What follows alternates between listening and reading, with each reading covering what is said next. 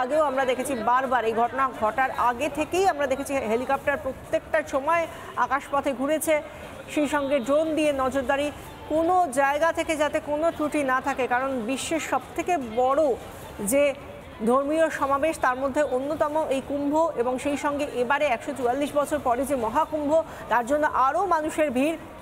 মৌনী অমাবস্যা এই অন্যতম শাহী স্নান, তার জন্য পুণ্য স্নানের আগে আরও মানুষের সমাগম হয়েছে।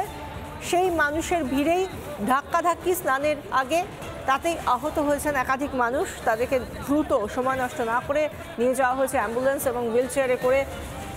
যেখান থেকে যাকে দেখা গিয়েছে প্রত্যেককে তুলে নিয়ে যাওয়া হয়েছে হাসপাতালে, চিকিৎসাধীন রয়েছেন তারা যাতে দ্রুত আরোগ্য লাভ করেন সেই প্রার্থনা করছেন প্রত্যেকে। আমরা হাসপাতালের ভেতরের ছবিটাও দেখাচ্ছি, যেখানে নিয়ে যাওয়া হচ্ছে যারা ধাক্কাধাক্কিতে আহত হয়েছেন, হুইল চেয়ারে করে নিয়ে যাওয়া হচ্ছে সেই মানুষদের। আমরা দেখতে পাচ্ছি যে মহাকুম্ভের স্বাস্থ্য যে একেবারে আলাদা যে ইউনিট রয়েছে, একটা হসপিটাল কার্যত, সেখানে নিয়ে যাওয়া হয়েছে যাতে কোনো রকম অপ্রীতিকর ঘটনা ঘটলে একেবারে সরাসরি কাছের, সব থেকে কাছের যে জায়গাটা হাসপাতালটা, সেখানে নিয়ে যাওয়া যায়। সেই জন্যই মহাকুম্ভ স্বাস্থ্য, আমরা দেখতে পাচ্ছি স্বাস্থ্য মহাকুম্ভ, সেখানে নিয়ে যাওয়া হয়েছে।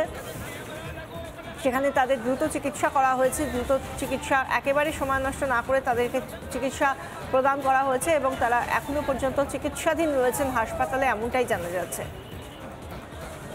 ত্রিবেণীর ছবিটা দেখতে পাচ্ছেন, যা ভিড় থাকার কথা সেই অনুযায়ী অনেকটাই কম, যেহেতু এরকম একটা ঘটনা ঘটে গিয়েছে যেখানে আমরা বারবার বলছি 15 কোটি মানুষের সমাগমের কথা রয়েছে, কিন্তু সেখানে ত্রিবেণী সঙ্গমে যেতে নিষেধ করা হয়েছে এই ঘটনার পর। এবং সেই সঙ্গে আমরা অ্যাম্বুলেন্স যখন যাচ্ছে সেই ছবিটাও দেখতে পাচ্ছি, যখন এই ঘটনা ঘটেছে তারপর অ্যাম্বুলেন্সের যাতায়াত, একটার পর একটা অ্যাম্বুলেন্স, এবং সেখানে যারা পদপিষ্ট হয়েছেন বা আহত হয়েছেন তাদেরকে নিয়ে যাওয়া হচ্ছে দ্রুততার সঙ্গে। প্রশাসনিক আধিকারিকরা তারা নিয়ে যাচ্ছেন, সেই ছবিটা সামনে রয়েছে।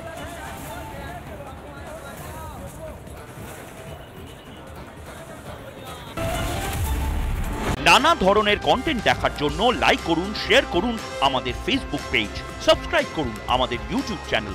পাশাপাশি অন্যান্য ব্রেকিং নিউজের জন্য অবশ্যই চোখ রাখুন রিপাবলিক বাংলায়।